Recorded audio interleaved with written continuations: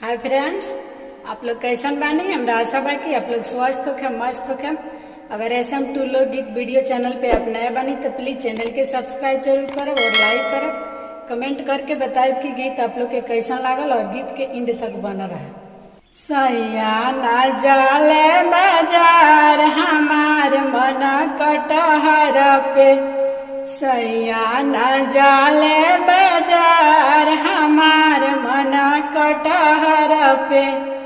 कहता सुनता सैया गईले बाजरिया, कहता सुनता सैया गईले बाजरिया, कहता सुनता सैया गईले बाजरिया, कहता सुनता सैया गईले बाजरिया।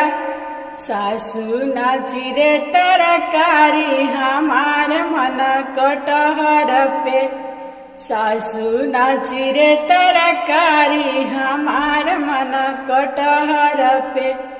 कहता सुनता ससु चिरे तरकारी, कहता सुनता ससु चिरे तरकारी। ननदो ना पीसे मसाला हमार मन कटहर पे, ननदो ना पीसे मसाला हमार मन कटहर पे।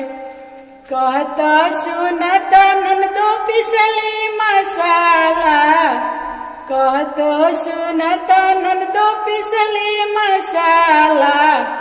गोतिन नारी ने तरकारी हमार मन कटहर पे, गोतिन नारी ने तरकारी हमार मन कटहर पे। सैया न जाले बाजार हमार मन कटहर पे, सैया न जाले